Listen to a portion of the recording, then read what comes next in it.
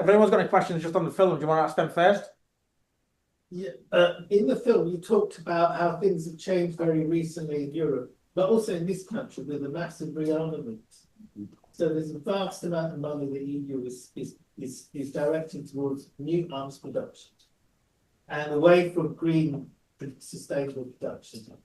So I just have a question about that, because I heard that in Germany, the Volkswagen factory in Osnabrück was shut down, and apparently Rheinmetall has bought it, and they want to build armored personnel carrier in that factory.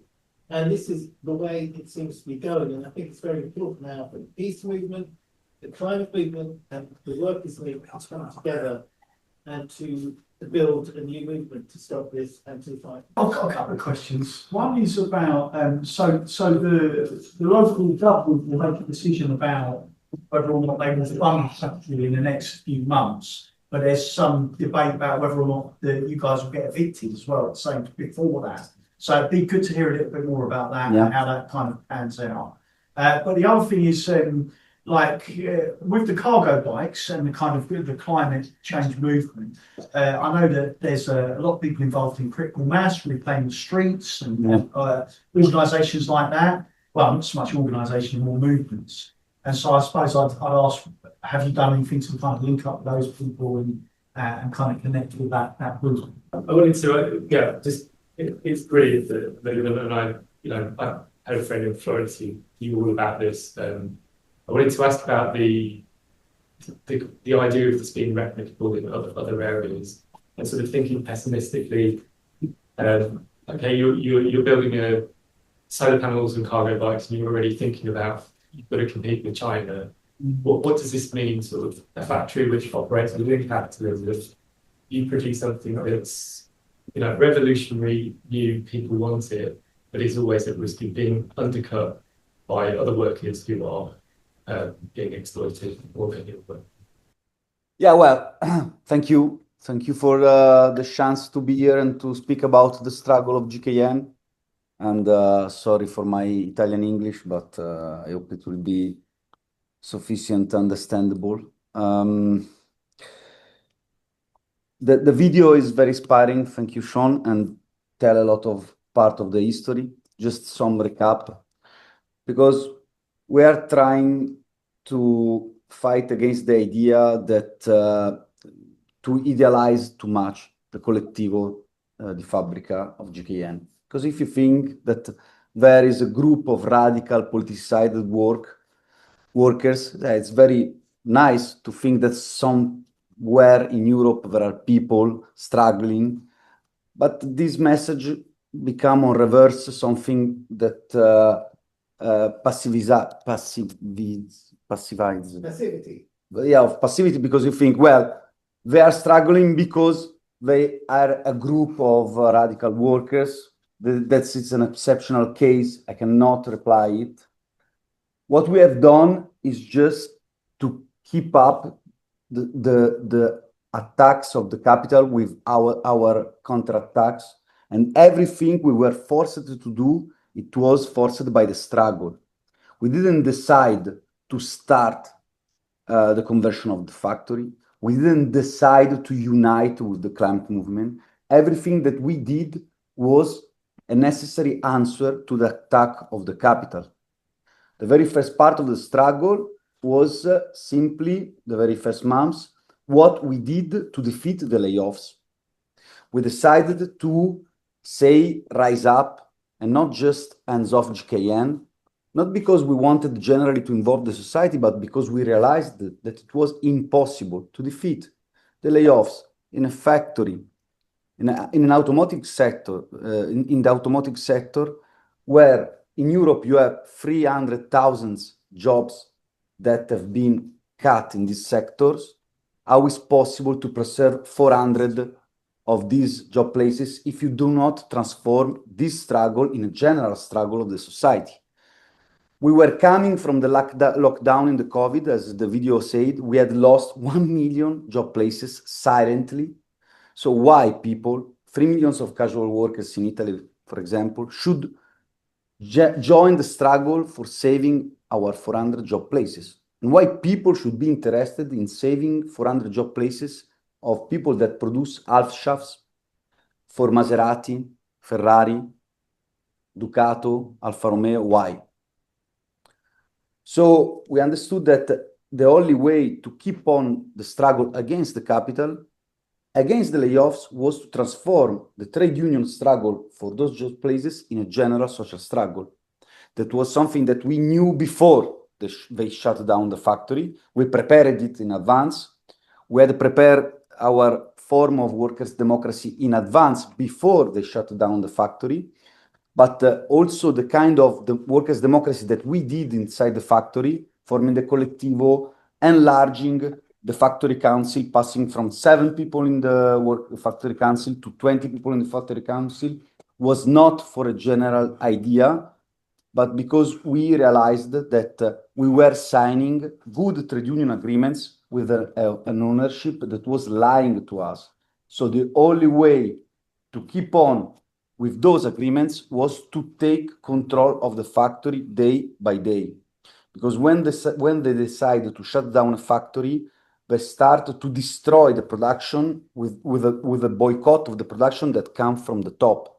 So we had to take control of what was happening in the factory because the factory was shut down. So when they decided to shut down the factory in one day, really they were preparing since years probably that day. We were preparing that day too, so it was possible to pass into the permanent assembly that in a certain sense took over the control of the factory. When we defeated the layoffs, we entered into a vacuum, as the video explained. We defeated the layoffs, but they didn't bring back the production. So we were in this vacuum where we were in this limbo. At the first time, we were in a limbo with full wage. After we passed through a period of reduction labor pay, so we passed it to 70% of the wage. And then when they saw that they didn't break our resistance, they stopped to pay wage. Since January 24 till now, we didn't see a single euro of income.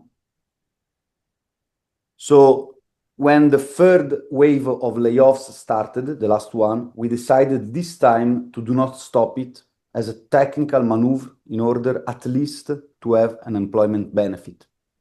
It was impossible to go on with the struggle without any kind of income. Yes, we have a strike cash resistance, a cash of mutual aid, but this cash is only able to pay some small cost, like for example, giving people 20 euros to put the gas in the car in order to reach the factory to do their own shift, because we are in a permanent shift since the July 21 shift of guarding the factory, 6 a.m. to 2 p.m., 2 p.m. to 10 p.m., 10 p.m. to 6 a.m., 3 shifts every day, Christmas, Easter, every day. So we decided to transform this movement in defending the factory in a movement that had the task to fill the vacuum that the capital was using against the factory. And the question was very concrete. If the private capital has decided to destroy that factory, to transform that factory in a real estate investment, maybe, we don't know, to do profit by other way, not by producing bar shaft, half shafts for automotive, which kind of capital can restart the factory? The answer was the public capital. And normally, you could end this history writing a good leaflet, ending with nationalized GKN under workers' control, and that's it. And you have done a good leaflet. But the problem that is we weren't writing leaflet. We had the control of the factory. And so we had to be clear with ourselves that the public capital couldn't be the state capital for two reasons. One is that the nowadays balance of forces in Italy are very bad. The right government not only don't want to nationalize GKN, but probably has got some kind of links with the owner, probably. I could say for sure, but you know. I could not prove it because I'm not a policeman that goes into the how do you say that intercept phones, but it's very likely that they have some kind of agreements with the ownership. It's very likely. And the second one is because this kind of state apparatus doesn't know how to do the kind of nationalization we're asking for. Maybe in the 50s, in the 60s, in Italy, there were a lot of nationalization from the top, railway, phone company, but those days are gone, and those kind of nationalization have completely failed. So the kind of nationalization that we are asking, the kind of social intervention that we are asking is a public capital, but in the sense that we have to take this capital from the bottom. So at that moment, we started to think how to fill all the pieces of this vacuum and to compose this kind of public capital. So first of all, we had to form the workers' association, the mutual aid workers' association, that is in charge of transforming the links into the struggle in a social permanent link between the factory and the citizens surrounding, or the solidarity movement. So we formed the Insorgiamo Società Operaia di Mutuo Soccorso, Workers Mutual Aid Association. Then we had to find a shape to transform the assembly of the workers into assembly of co-producers. So we formed the cooperatives. And it was not easy because in Italy, the cooperative sector is the 10% of the GDP, Italian GDP. And they are everything except cooperatives. They call themselves cooperatives, but they are self-exploitation cooperatives. So it was not easy to use this name. So the cooperative for the workers' control and the public capital of the regional government in order to own the building and to hand it to the workers. So the building is belonging to the public capital, the bureaucratic regional government public capital. The workers' control try to fight for the control of the workers on the production, and the popular shareholding campaign has got the objective of linking the cooperatives to the social control of the movement. So we ask the movement, the radical citizens, the active citizens to transform themselves in financiers, investors of the cooperatives, but also in a social control on the cooperative. And also to use this function to counterbalance the pressure of the market. This is a perfect model. No, it's not. This is what we can do in the contemporary days in Italy in the 2025. And I don't know if this model is replicable, but I think that could be an inspiring example if we will.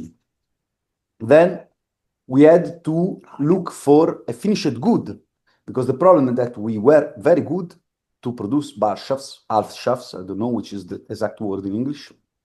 And we know everything about that production. But that production can be done only if there is a social plan, general social plan, that nationalizes the big automotive sector company and give us the work to produce bar shaft, maybe for public means of transport. By the way, this was our first proposal at the beginning of the struggle.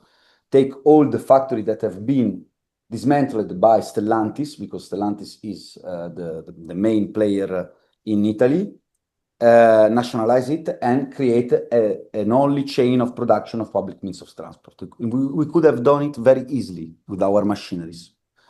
But because the bar shaft is not a finished good, we had to change our production. So again, it was not an ideological choice. It became an ideological choice because we asked the climate movement that we were fighting already to defend the factory. The climate movement joined the defense of the factory without asking what the factory does produce. But after this merging the two movements brought to the fact that when we had to think about a finished good, we asked the movement, and we created a joint industrialization group between Solidarity Network movement, us the workers, the climate movement, university students, public university researchers. And so we started from these two products, cargo bike and solar panel. Why? Cargo bike, because it was the easiest technology for us to restart with. so that we could start to build prototypes in order to show people how concrete the project is. And we use, as the video say, the prototypes of cargo bikes as testifying the struggle. We go around, if someone pre-order a cargo bike, we go over to the cargo bike, make an assembly, explaining the history of the struggle and so on. But it's impossible to reconvert the entire automotive industry and even our factory with the cargo bikes. Well, it's not totally impossible, but you should have a complete change of the mobility in the society. We will produce probably 300, 400 cargo bikes, and it will be needed like 10, 11 workers for that sector, no more. So we thought about the solar panel. Why? Because the climate transition is not a technical issue, but there are some technologies that are greener than others. The solar panel are greener than more than other technologies without any kind of doubt. They lose their efficiency, but they don't be consumed. They can be recycled at the moment for the 85% of the materials that compose the solar panel. And they create a kind of energy that is completely autonomous by the great player. That doesn't mean that the solar panel can change the system, because in the capitalism, we are seeing that also solar panel are now are not changing the balance of energy inside the big society, but that's another point. But at that moment, we had another problem. The European Union in December 22 said that he wanted to raise 4 times the production of solar panel in Europe. It was clearly a move against the Chinese capitalism. So at that time we thought, well, it's a bad thing that they want to do the war against China. We don't want to be recruited in this war, but at least we are producing in a situation where the general objective of the European Union is to raise 4 times the panels.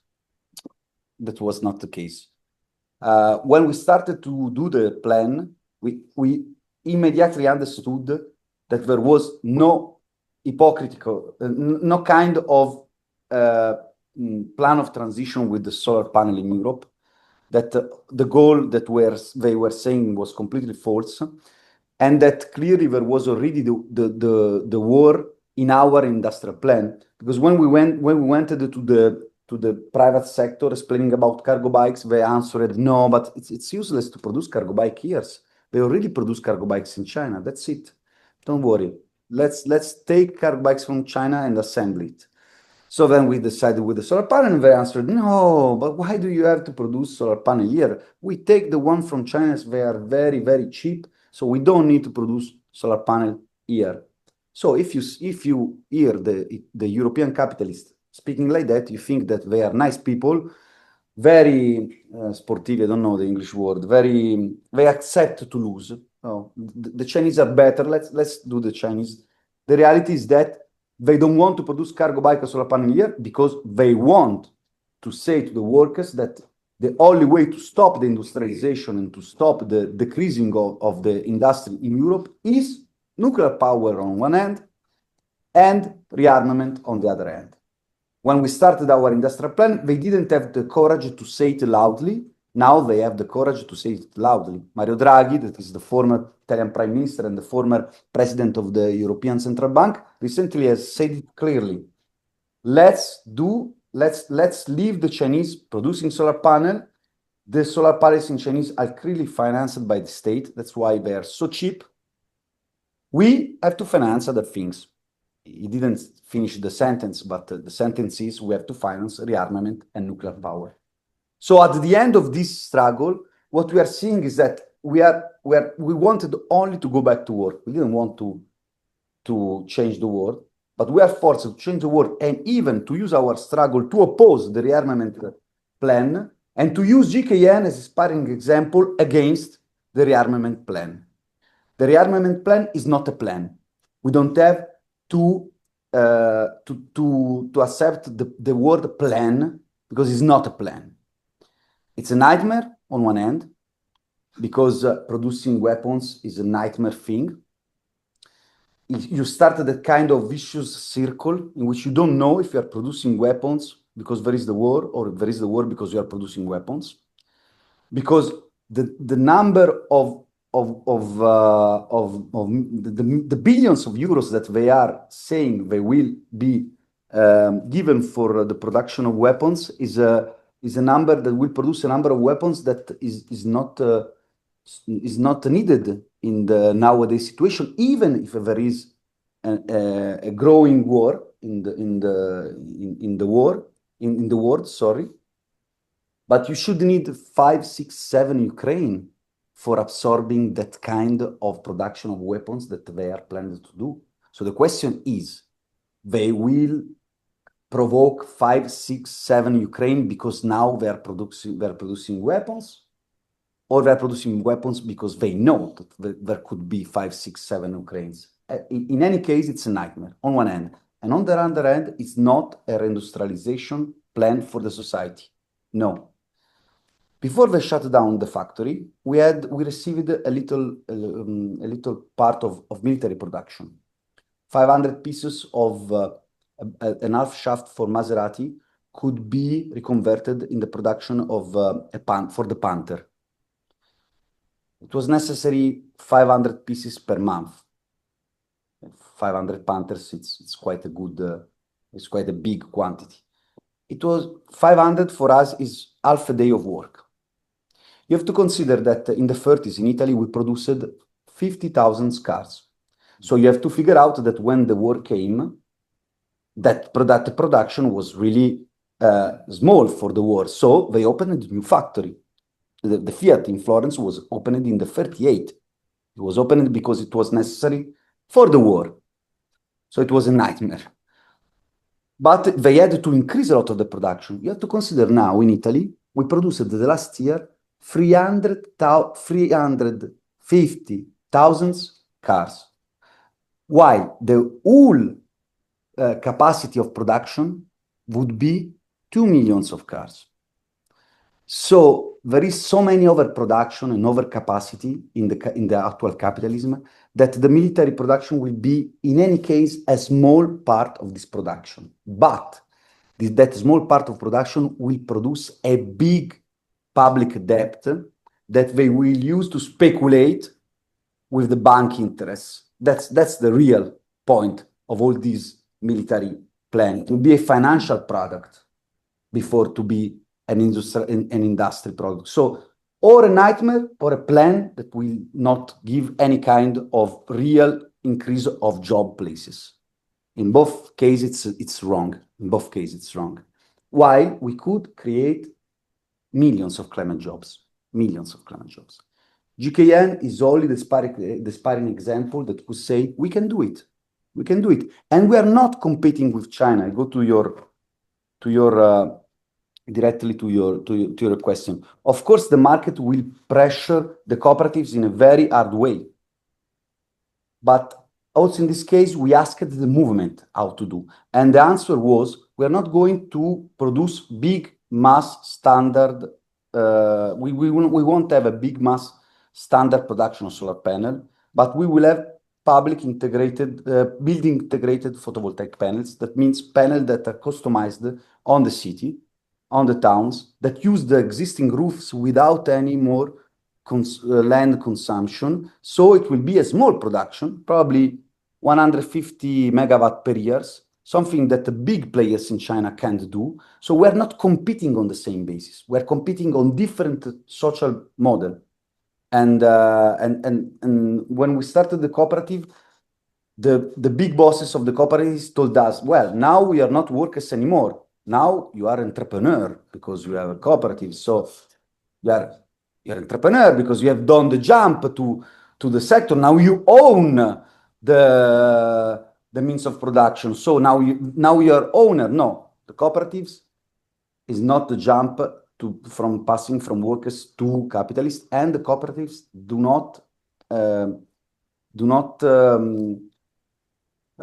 destroy the competition between workers and capitalism. Simply upgrade this competition on another level. Now we will fight not against the capitalists inside our own factory, because the capitalists won't be there. We will fight against the capitalist that is in the bank, in the market, in the state. And in this upgrade of the clash between us and the capitalists, we need the solidarity of the movement to counterbalance this kind of struggle. So the struggle goes on. Simply, if we start with the production, the struggle pass on another level that is more dangerous, but could be more aspiring. Depends on us. So nowadays, and I end. We have been sacked the 1st of April. As I told you, this time we didn't oppose to the layoffs because we had to recover at least unemployment benefits. So now the situation economically is a little bit better. Next month we will receive our first unemployment benefits.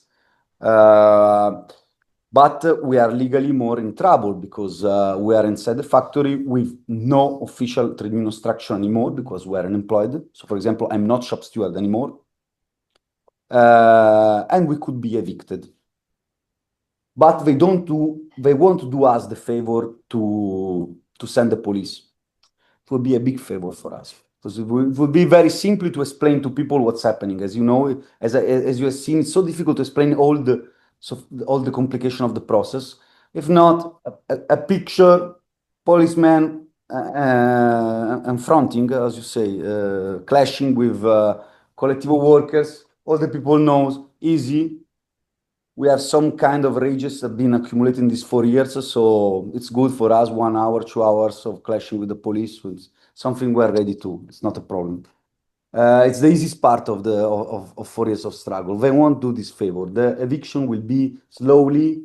They are coming with the court to say, okay, but you have a lot of debts because they have accumulated 18 million euros of debt for exhausting us.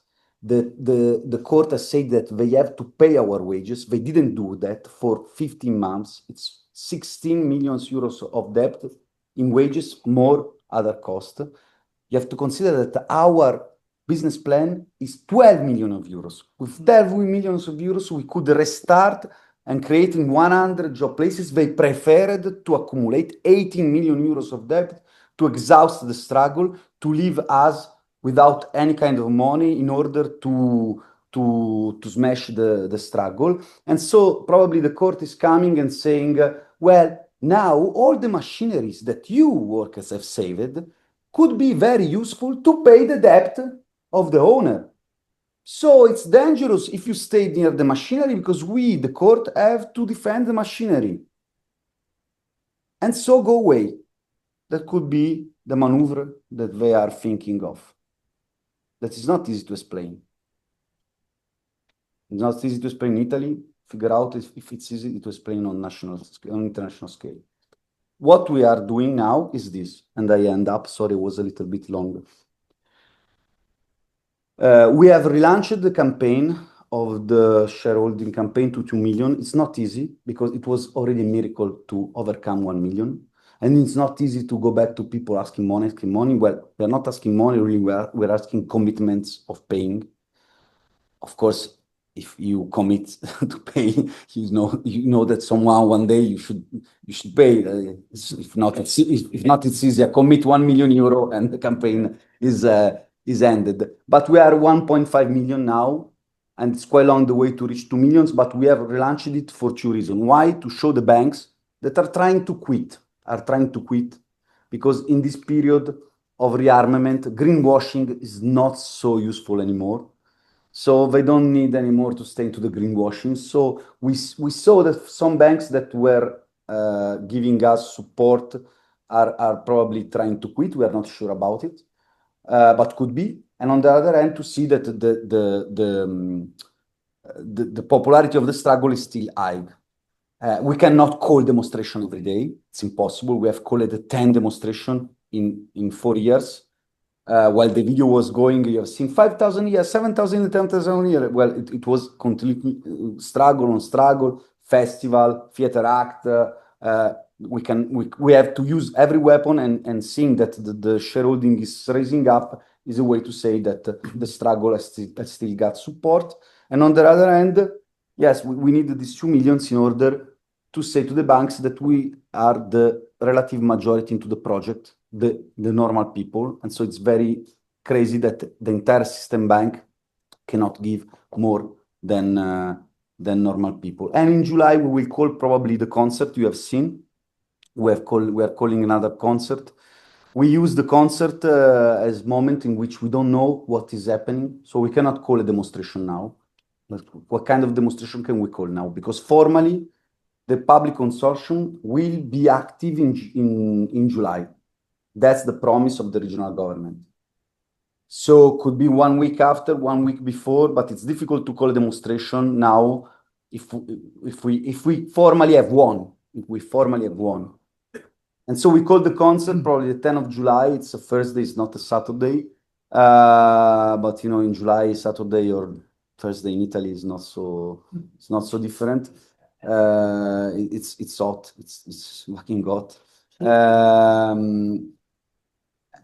But it won't be easy. So the concert probably will be transformed in a demonstration if something happens. If they dismantle the garrison before July, clearly we will call for something. And during this moment, we are obviously trying to support all the movement against the rearmament. There is a big demonstration in Rome in June. And of course, we're participating in the vital and fundamental movement against the genocide in Palestine. So we're trying to do our own part in this very important topic.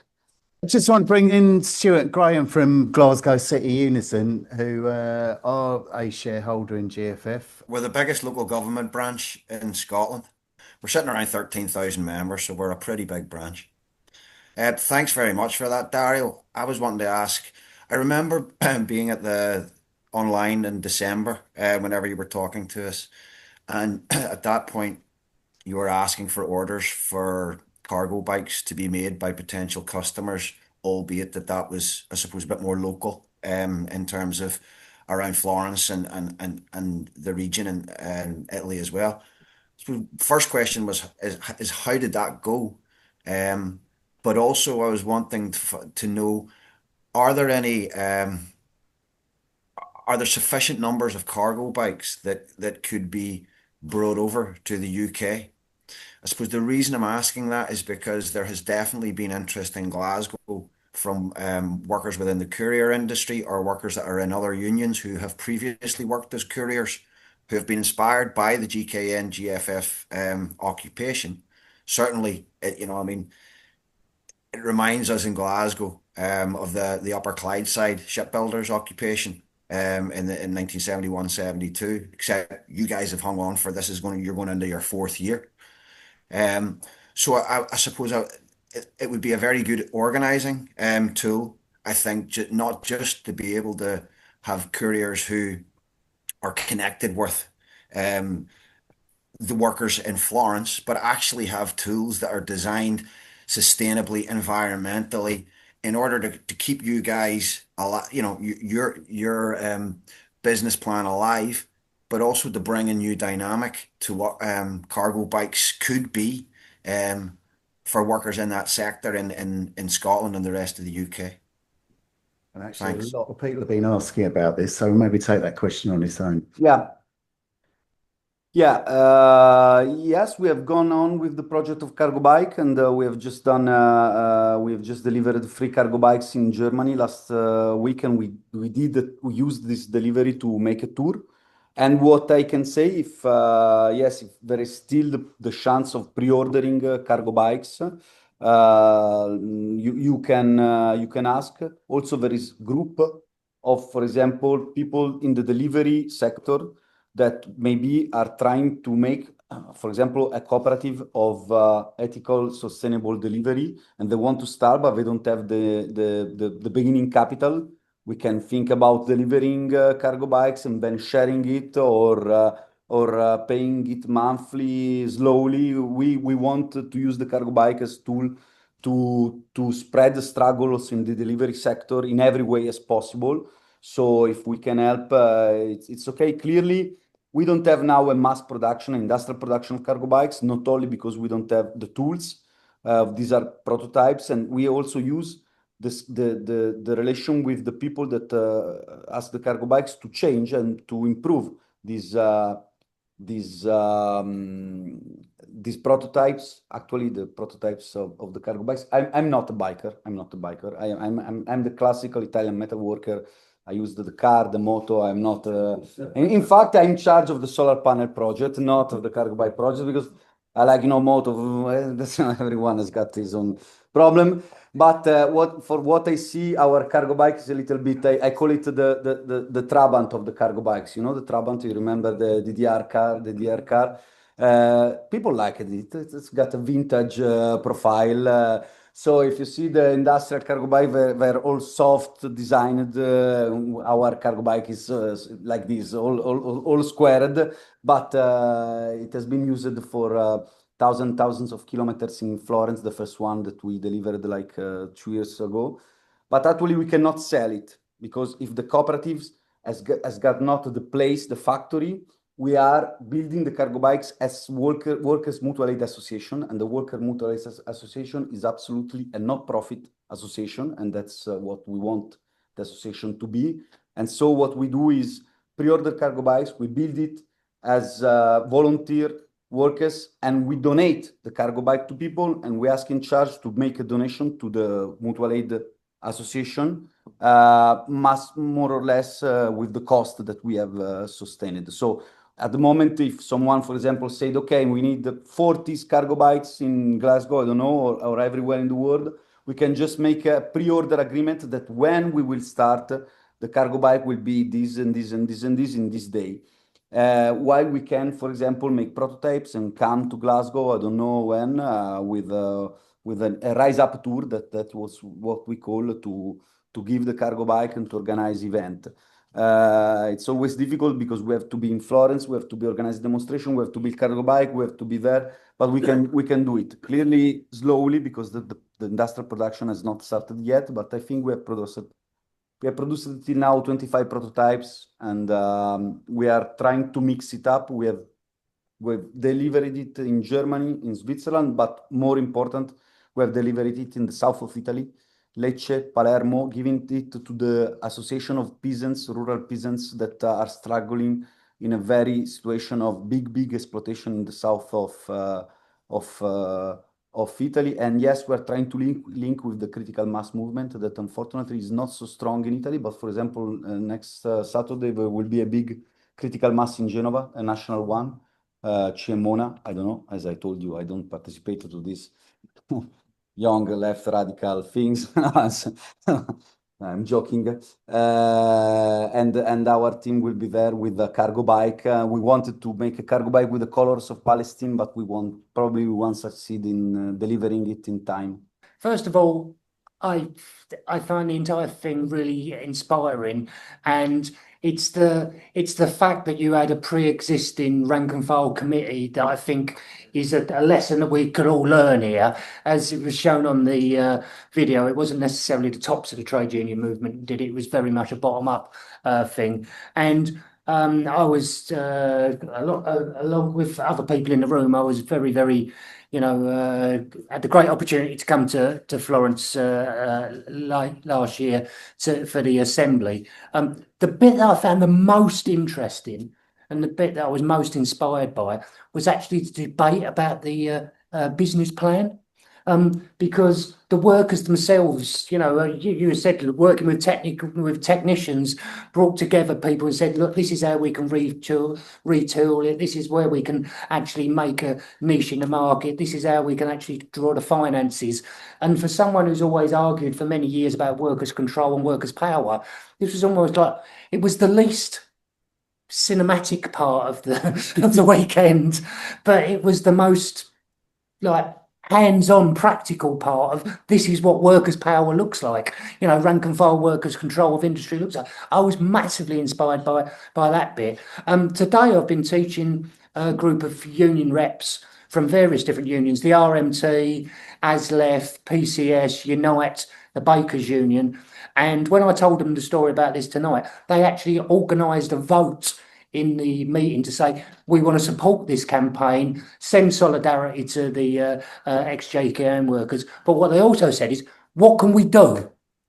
Tell us what we can do. You know, I mean, we're all inspired by this, but right now you're telling me you're very close to victory in July. We want to get the money up. We've got, you know, Adam's, national executive committee member of the Fire Brigade Union. What is it that people in this room can go back and do that's going to help the campaign going forward? That's short and sweet. John, can I take a call now first? Yeah, yeah. The other comrade, there. Yeah. I'm just giving a thumbs up to cargo bikes because we see loads of them in Hackney. But also, the first question is the €2 million. What is that going to cover? What do you think that might cover? The second is partly answered, but when you say you decided to make the cargo bikes and then the solar panels, who is we? Who is that group? Who's that group and contingency of people who make those decisions, and how wide can that spread in terms of ideas and decisions? If you go back to the Lucas Aerospace workers who came up with loads of ideas, and so maybe in the meantime something else might be possible. And the last bit was just a brief comment about, because I'm also involved, as a volunteer for the campaign against the arms trade, and what I've learned is maybe in the past the arms industry had the back door to Downing Street, to government, but now they're actually like that, linked, and that's in this country. So although it's dreadful, it's horrific, it isn't surprising that all these decisions about, let's put the money into arms. So somehow we've got to try and consider how we're going to challenge that, and I presume that's not just in the UK. We've got one comrade. You come to the front. We'll do that, and then I'll bring Dario back in. There's also, while it's coming up, there's a message, question from, which has just gone off. Tell you what, you do that one and I'll find that one again. Yeah, I need to lose some weight.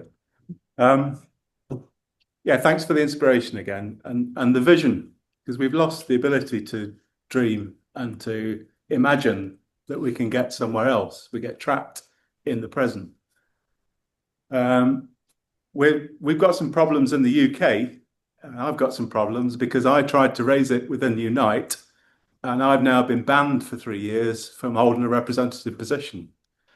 So in 2022, the TUC agreed not to get involved in defence diversification. And in 2023, they agreed that AUKUS, the nuclear submarine package, was something that the TUC was obliged to support.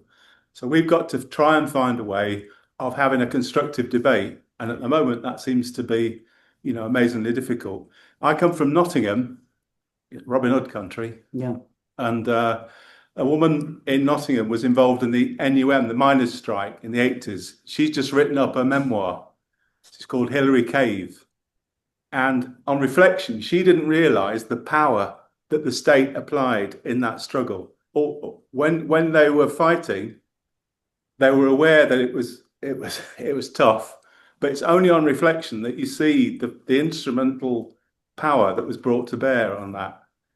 And we've seen that recently in Nottingham. We've got a group of people that are cooperators and climate activists. They had police surveillance for several years, and that's currently going through the courts.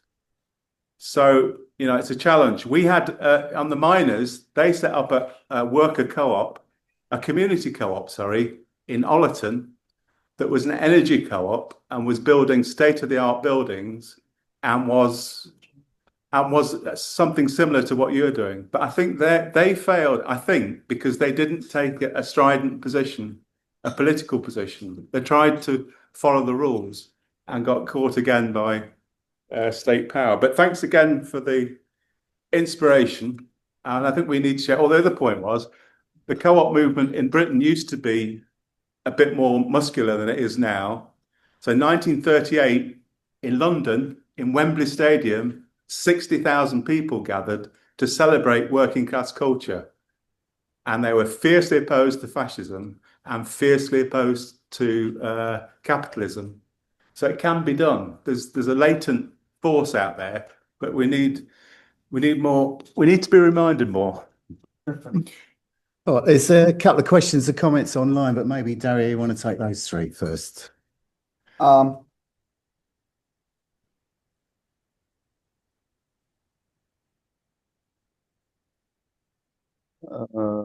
if you want for more questions. We can check. I mean, they are It's similar to the one. So Aaron is asking, can you explain more on what it took for the regional government to commit, unsure of the right word, in December to the law and consortium? What tactics were pivotal in that struggle, and what did you learn along the way? And then Jahan from Glasgow sadly had to go now, but she said, always inspiring to hear about the struggle at GKN. It's on us here to take up the baton and explore how we can take your hard-won learning and put it to work in our context. Please let us know how we can spread the word to encourage more pledges to buy shares. Sending much solidarity from Glasgow. Well, about the business plan, I've been shop stewards not for many years, but I've been workers for quite a lot of years, and I realized when we wrote our business plan that I've never seen a business plan in my whole life.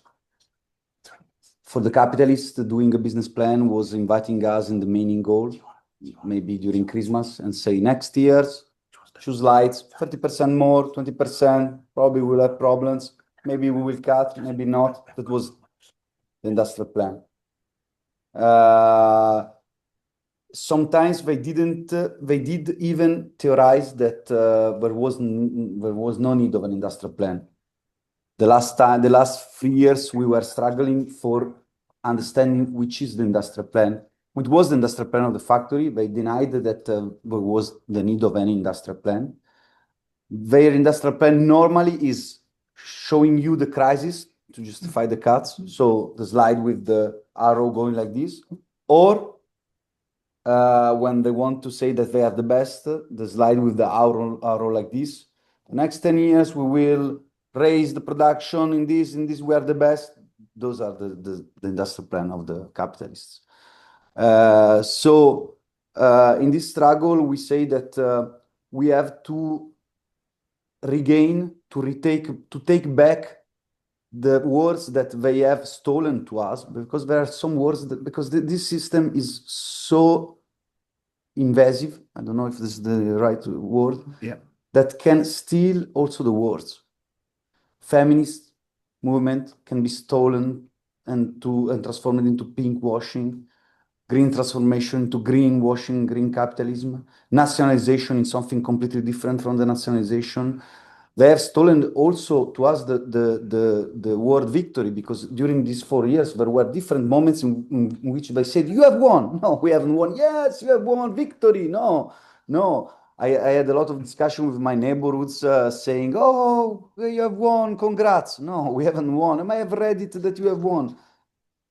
But we have to retake the words, emancipation, liberation, that they are using.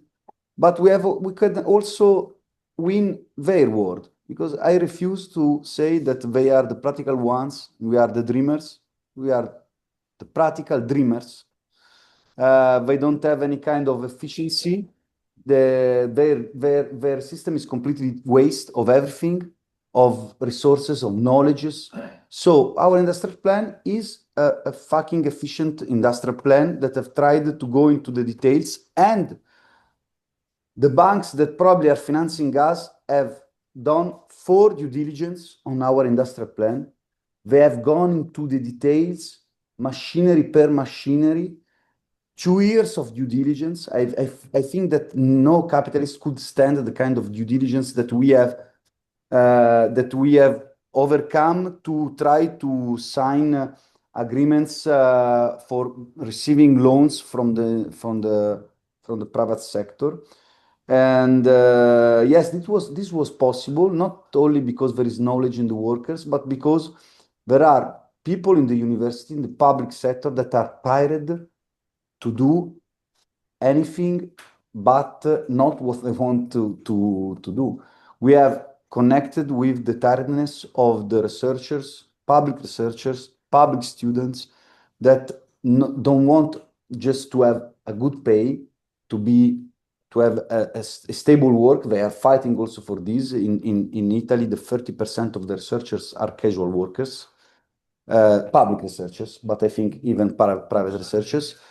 And they want to make that kind of work. They want to plan the reconversion of the industry. That's why we have been able to do that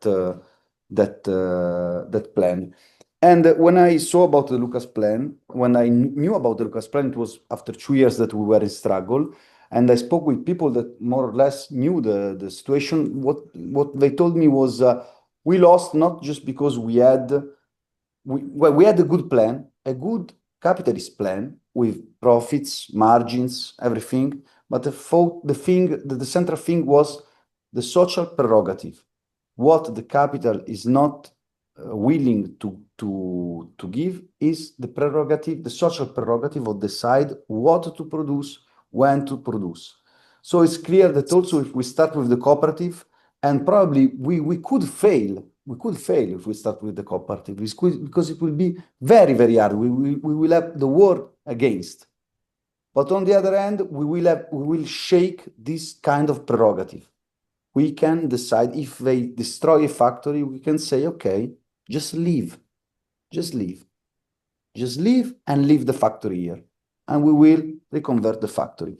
And we don't want to reconvert every single factory. We know that the climate transition needs a social plan. In every product, there is a private margin, a private profit, and a social profit. If I do produce a bar shaft for Ferrari, the private profit is very high, but the social cost is very high. Inequality, illness, breathing illness. If I produce a solar panel, due to the Chinese competition, the private profit is very, very low at the moment. But you should calculate the social profit. It's not the same. So we should need always a general social plan, because the single factory, even if it's a cooperative factory, cannot calculate by its own the social profit. Cannot do it. We can try to calculate it connecting our solar panel with a general movement that in Italy we are trying to stimulate of energy communities of people that buy that kind of solar panel in order to create some kind of energetic democracy and try to share energy. We can try to counterbalance the process of the market in that way, but of course the single factory cannot do transition. We need a social plan. So GKN is not an happy island in an happy system. It's a point of inspiring clash against the system in saying, if everyone, if the state, if the public university should do what they have done in the exact moment, but on a general, in the exact way, but on a general base, we could do a lot of things. The process of the decision in the struggle has been really complicated in these 4 years. We don't have to have any kind of fetish. Fetish is it Fetish, yeah. fetish with workers' assembly, workers' democracy. The democracy in a struggle is very complicated. When we were all working in the same factory with wages, we had a common base of democracy. We were at the same time in the factory with the wages, okay? And at that moment, we had the collettivo, the factory council, the workers' assembly. Everything was a very complicated and very articulated democracy. Then we had a big moment of big democracy in the first months, because we were with full wage, permanent assembly, all the factory participating, and the movements joining. So it was easy. 8 hours, in 8 hours, our job was to develop the assembly with full wage and with a lot of rage. That is a good combination, full wage and a lot of rage. Then when they started to pay to leave us without wages, the situation started to change, started to be complicated, because there was not a common base. People with only one wage, people with the rent, people with no rent, because maybe they had stopped they had ended to pay the mortgage. It was very different. They stopped to pay our wages because they wanted to show in the reverse that you cannot have convergence and climate justice if you don't have social justice. Part of the factory started to think, well, why I have to think about the environmental, Palestine, everything. I don't know how to eat tomorrow morning. That was the proof that you cannot have general movements if you don't go into the problem, into the concrete problems of people. You have to keep the things united. And also you have to think that the democracy in the struggle is an horizontal democracy. Yes, it is the most direct and broad democracy, but the struggle is also something when action need quick decision. It's a contradiction of revolution. If you think to French Revolution, the decisive decision were taken by a neighborhood in Paris. So people normally think that's not a democracy because a single neighborhood decided for the whole France. No, it's more complicated. It's more complicated. It's more complicated, the question. And if you ask us, for example, who decided to retake the factory, we were all enraged and we just went in. No one decided. No one decided. But we had 10 years discussing about that moment. And who is deciding every day to continue the struggle? Everyone and nobody. For example, if we call in July for the demonstration and we are not 300,000, 5,000 or 3,000 or 10,000, but we are 200, we can take whatever decision we want, but the struggle is ended. So people voted for continuing the struggle. Every day they joined our demonstration. So the democracy in the struggle is something more complicated. Sometimes you have to take a decision in free person, because something happened during the night, for example. So the leading body of the factory councils meet, and you have to decide. And the day after, there will be a democratic process, but not in the sense that there will be an assembly of the votes, but that people will join or will not join what you have decided to do. So it's not quite easy, and it won't be easy when the cooperative starts, but at least the cooperative will be a stable, permanent assembly inside the factory because we do produce. What we know about the shareholding campaign is that you have to join not only for giving donation to the money. Well, you can help us in a lot of ways. You can pre-order cargo bikes. You can make direct donation. You can come to Florence. You can decide to buy the solar panel in the future. You have a lot of things to do. But about the shareholding campaign, that is a commitment to pay, you have to tell people that they are not just giving money. If they want to be active, they will join an assembly. What we want to do is an assembly that will gather online, but at the same time, the same day, this is the rule of the functioning of the assembly, from Glasgow to Campi Bisenzio or to Sicily. And so it will be really a popular assembly where we will discuss the business plan in a very concrete way. But we will discuss also about what is going on with the production of solar panel, why we are failing, why we are not failing, how is the rearmament impacting on our sector, as we have done today in a certain sense. And about the repression, I didn't speak about the working class festival literature. We have made this 3 times, and it was 3,000 people attending first time, 5,000, 7,000 the last time. And this is a good history because first time we did the working class festival literature festival, sorry. It was in April 23.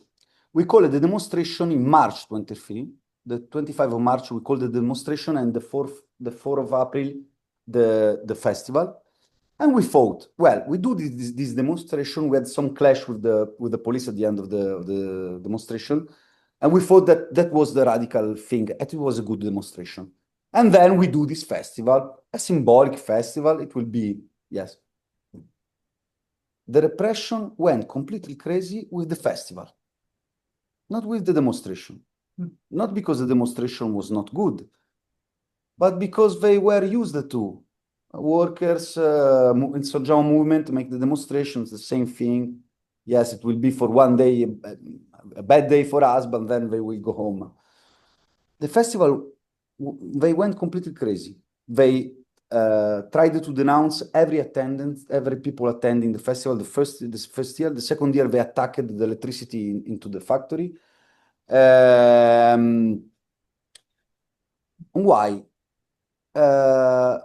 I've seen the class 8 against us a lot of times. When we asked for more wage, for more people to be hired, a lot of times. But that kind of 8, I've never seen that kind of 8. It was like if I've seen a people that is not human that start to speak, like seeing a dog that at a certain point start to speak. It was something, it was not just 8, it was, I cannot find the English word, horror, something like disgusting, a disgusting thing, like saying something that is against nature. And on another hand, we call it the Working Class Literature Festival, also in Italian, the English word we use. And sometimes there is someone that asks us, but why are you using the English word? We're in Italy.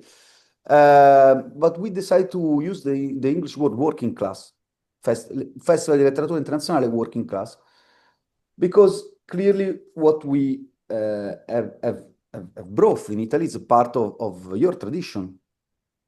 Because we have seen that here, after the movement against the Thatcher, there was a big political blow against us, all the Thatcherism.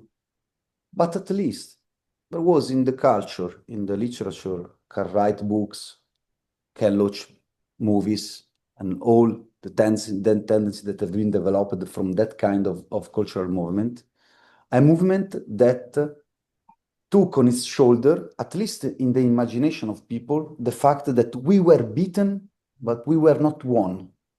And everybody knows at the moment that the miners lost, but the Thatcher was wrong, that we were the right part of the history. And when you do that, you can be beaten, but you are not won. Something a little bit different. I don't know if in English the word is correct. In Italian, si può essere sconfitti senza essere vinti. You can be beaten without being won. And so the fact that the Literature of Working Class Festival is going on to tell the history of the working class and do it going far from our bubble, our militant bubble, and speaking to young people, it was something that was disgusting for them. Thinking that workers can, for example, this year there was a session dedicated to the works in the restaurants, that there are waiters that can write books about exploitation. An history of life about exploitation in that sector was something really, really horror for them.